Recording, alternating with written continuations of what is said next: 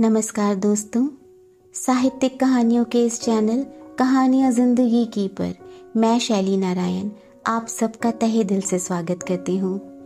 और आइए आज सुनते हैं श्री पंकज त्रिवेदी जी द्वारा रचित एक दिल को झकझोर कर रख देने वाली कहानी गुड़िया। आइए सुनते हैं।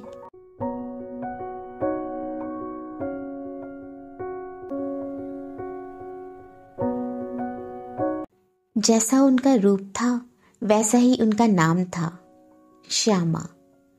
तंदुरुस्त, चमकदार और सुगठित श्याम रंगी शरीर, मनमोहक स्मित, सुंदरता ऐसी कि कोई भी पुरुष बेसब्री से चाहने लगे श्यामा जैसी स्त्री को। महानगर की गीच बस्ती में श्यामा का घर भी कैसा। नदी के उस पार पुल के नीचे विशालकाय सीमेंट के पाइप पड़े हुए थे। 5-7 वर्ष तो हुए होंगे। श्यामा के लिए इसी भव्य आवास में सुख ही सुख था। सरकारी विभाग के द्वारा पानी की योजना के अंतर्गत पानी की लाइन डालने का आयोजन होगा। वो पाइप अब कुछ एक गरीबों के आवास बन गए थे। पुल के नीचे यह ऐसी बस्ती है जहां ठेकेदार या अधिकारियों का आना जाना रहता है। किसी भी झुग्गी में या विशाल पाइप के आवास में प्रवेश करके किसी भी युवा बहन बेटी की गरीबी खींच ली जाती है। सेवा के नाम से पार्श्वी तृप्ति का क्षणिक सुख भोग लेते हैं। श्यामा जब यहाँ रहने आई तब उसने सिर्फ बातें ही सुनी थी। उनका पति प्लास्टिक की थैली, कांच की बोतलें आदि चीजें इकट्ठी करने जाता। श्यामा घर में ही रहती। शाम को दोनों मिलकर प्रत्येक चीजों को अलग करते। उसे बेचकर जो कुछ मिलता उसी में से शादी के बाद के रोमांटिक पलों को सजाते थे। दोनों की जवानी के बीच कभी गरीबी का स्थान ही नहीं था। उन दोनों के जीवन में सुख। श्यामा को पहली गोद भराई के बाद बेटी का जन्म हुआ। तब बस्ती वालों में निराशा व्याप्त हो गई थी। सोचते थे कि इस बेटी को बड़ी होकर यहाँ यातनाएं, लाचारी, शोषण के अलावा क्या मिलेगा। मगर श्यामा सबसे अलग थी। उनके लिए तो यह खुशी की घड़ी थी। वो मानती थी कि बेटा हो या बेटी, जन्म देने में माँ की पीड़ा में कोई फर्क नहीं होता और यह तो निज अंश का परम आनंद है। वो अपनी खुशी को बांटना चाहती थी, मगर कैसे। उसके अरमानों की दुनिया बहुत छोटी थी। वहां पहुंचने से पहले गंदी नालियों से गुजरना पड़ता था। उसने मन ही मन लंबी सांस छोड़ी। दिन भर की मेहनत के बाद उनका पति 70-80 रुपए मुश्किल से कमा लाता। कभी थोड़े ज्यादा मिलते तो हल्का सा नशा उन्हें झूमने के लिए पर्याप्त था। बहुत छोटी उम्र में उनकी किडनी खराब हो गई थी। बाद में तो मानसिक चिंता ने उसे अस्थिरता तक दौड़ाया था। वो एक पल का इंसान हो गया था। मन ठीक रहा तो कुछ पता भी न चले और मन बिगड़ा तो। ऐसे ही कारण से श्यामा ने सपने देखना बंद कर दिया था। उसने अपने आप से समझौता कर लिया था। इतना कम हो जैसे श्यामा के जीवन में तूफान आ गया। एकाएक एक घटना बन गई। एक दिन श्यामा का पति शहर से लौट रहा था। तूफानी मूसलाधार बारिश हो रही थी। कहीं कुछ दिखाई नहीं देता था। सड़कों पर पानी भर गया था और वाहनों की लाइट से आंखें चुंधिया जाती थीं। कभी रफ्तार से गाड़ियां निकल जाती तो कहीं जबरदस्त ब्रेक लगने से उठती चीख सुनाई देती। श्यामा का पति ठंड से कांपता, भीगता, कभी अपने हाथ को आंखों पर रखकर सामने देखने की कोशिश में आगे बढ़ रहा था। कड़कती बिजली के डर से कभी सड़क के किनारे खड़ा रह जाता। बारिश और कुदरत का तूफानी मिजाज चरम पर था। सड़कों पर पानी बढ़ने लगा था। श्यामा का पति धीरे धीरे आगे बढ़ रहा था। उसी वक्त एक कार तेज रफ्तार के साथ उनकी ओर आ गई। हेडलाइट के प्रकाश में उनकी आंखें चौंधिया गईं। वे जल्दी से दौड़कर सड़क के किनारे की ओर भागा। ऐसे में उसका पैर एक गड्ढे में जा गिरा और साथ ही उसकी चीख भी डूब गई। पानी के बहाव के बीच 4-5 बुलबुले हुए और पानी तेज गति से बहने लगा। उस आदमी को चीखने का मौका तक न मिला। पैर फिसला और सीधा अंडरग्राउंड हो गया। श्यामा ने अपने पति का बहुत इंतजार किया।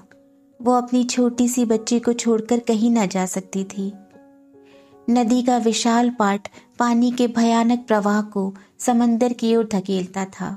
अब अगर बारिश बढ़ गई तो पूरी बस्ती बह जाए, इसलिए ज्यादातर लोग तो बस्ती से बाहर सलामत स्थान की ओर जाने लगे थे। श्यामा सोच रही थी कि बिटिया को छोड़कर कैसे जाऊं।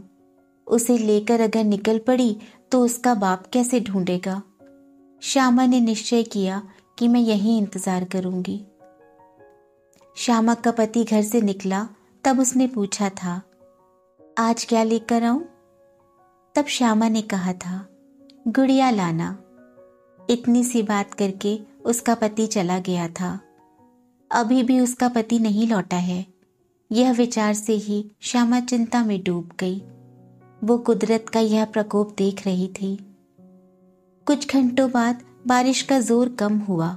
श्यामा अपने पति को ढूंढने निकल पड़ी। कहीं से भी कोई खबर न मिली। आखिर निराशा और थकान से बैठ गई। भूख तरस को भूल चुकी थी। श्यामा बारिश में एक खंबे के पास बैठ गई। कुछ 1 घंटों बाद बारिश थम गई और अब सड़कों से पानी उतर रहा था। कुछ एक लोग कौतूहलता से हालात देखने के लिए सड़कों पर निकले हुए नजर आए। बारिश के बाद सूर्य अभी भी अपनी तपिश का अभिमान दिखाने के लिए निकल पड़ा था। उसके अभिमान को तोड़ने बादलों की कोशिशें जारी थीं। श्यामा शांत हो गई थी, मगर अंदर जबरदस्त शोर था। समय की रेखा लंबी हो गई। श्यामा ने जीना सीख लिया। बेटी के पैर अब दौड़ने लगे थे। एक दिन उसने जिद करते हुए गुड़िया मांगी। श्यामा को वो काला दिन याद आ गया जिस दिन उसने अपने पति से गुड़िया लाने को कहा था। उसका पति गुड़िया लेने गया और फिर कभी लौट कर नहीं आया। श्यामा ने बेटी को समझाने का प्रयास किया, बेटा तुम जो कहो वो खिलौना दिलाऊं, मगर गुड़िया नहीं। मगर श्यामा की बात को समझे कौन। बेटी की जिद बढ़ती गई। आखिर श्यामा ने कहा, बेटी आज तुम्हारे हाथों में गुड़िया जरूर दूंगी।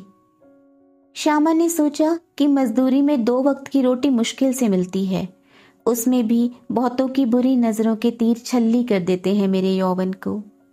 यह सभी पीड़ा को भुगत कर जी रही है श्यामा, सिर्फ अपनी बेटी के लिए।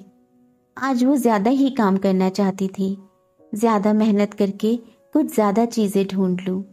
इसी कारण दोपहर का खाना भी नहीं खाया और निरंतर काम करती रही।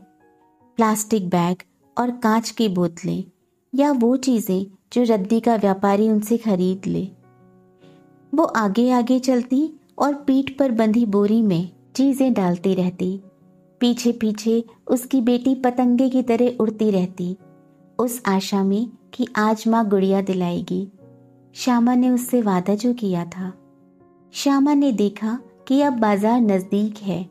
दोनों कंधों पर 2-2 बोरियां मुश्किल से उठाकर चल रही थी। उसके पैर लड़खड़ाते थे। बेटी कभी आगे तो कभी पीछे दौड़ रही थी। श्यामा उसे दौड़ती देख घबरा जाती थी। कुछ ही देर में यह सामान बेचकर पैसे हाथ में आ जाएंगे, इसी सोच में उसका आनंद और उत्साह बढ़ रहा था। उसने सोचा कि आज रद्दी वाले सेठ से कहूंगी कि कुछ रुपए ज्यादा दे, ताकि मैं अपनी बेटी के लिए अच्छी सी गुड़िया खरीद सकूं। सेठ की नजर बुरी है, थोड़ा अंग मरोड़ दिखाऊंगी तो दे देगा। वैसे भी बेशर्म आदमी तो है। सड़क के उस पार उस रद्दी वाले का बड़ा सा गोदाम दिखाई दे रहा था। उसने अपनी बेटी को कहा कि सड़क पार करते समय मेरे कदम से कदम मिलाना। दोनों कंधों पर बड़ा बोझ था। वो हिम्मत से आगे बढ़ी। उसकी बेटी भी कदम मिला रही थी। ऐसे में उसकी नजर दूर सड़क पर पड़े एक खिलौने पर पड़ी। बाल सहज मन ललचाया। उसने दौड़ लगाई उस खिलौने को लेने के लिए। सड़क के बीच दौड़ती हुई बेटी को देखकर श्यामा ने बोरियां पटकते उसके पीछे दौड़ लगाई। सामने से एक कार तीव्र गति से निकल गई। श्यामा ने डर के मारे आवाज लगाई, मगर अंदर ही रुंध गई। उसे लगा कि मेरी बेटी को कोई वाहन की टक्कर लग जाएगी। श्यामा की बेटी दौड़ती हुई उस खिलौने तक पहुंच गई। श्यामा ने देखा एक गुड़िया पड़ी हुई थी। श्यामा की बेटी ने उस गुड़िया को उठाकर अपने सीने से लगाया और जैसे ही अपनी मां की ओर खुशी से देखने गई कि एक प्रचंड विस्फोट हुआ। श्यामा की फूल जैसी बेटी कण कण में बिखर गई। उसके पीछे ही श्यामा भी उछलकर एक दीवार के साथ जा टकराई। उसके कानों में गूंज इतनी जबरदस्त सुनाई दी थी कि अब उसे कुछ सुनाई देता नहीं था। उसके चेहरे पर राख जम गई थी। उसने आंखों को पोंछकर देखने की कोशिश की कि बेटी कहाँ है। आंखें खुल ना पाई। उसने आसपास में जमीन पर दोनों हाथ फैलाए, मगर लावा जैसे प्रवाही के अलावा उसके हाथ में कुछ ना आया। वो कांप उठी। उसके हाथों में बेटी की छोटी सी उंगली और मांस के टुकड़े आ गए। बड़े धमाके के बाद का सुनकर अंदर बाहर फैल गया। कुछ एक देर बाद चारों ओर से आक्रांत से भरी चीखें सुनाई दी, तो कहीं किसी के रोने की आवाजें आने लगी। चारों ओर मौत का तांडव नाच रहा था और लाचार इंसानों के बीच श्यामा हंस रही थी, निरंतर।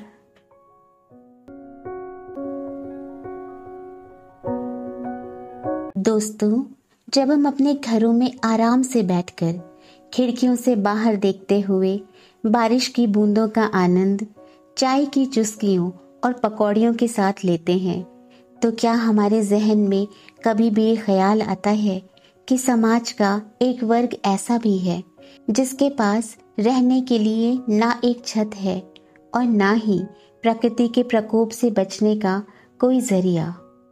ऐसे में न जाने कितने मासूमों की जिंदगी तबाह हो जाती है, इसका हमें अंदाजा तक नहीं होता।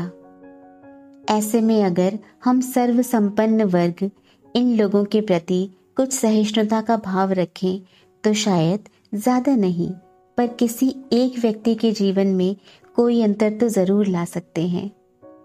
इसी मर्मस्पर्शी कहानी के साथ अब चलती हूँ। बहुत जल्द फिर मिलूंगी एक और नई कहानी और कुछ और खूबसूरत से किरदारों के साथ। तब तक अपना और अपनों का बहुत सा ख्याल रखें।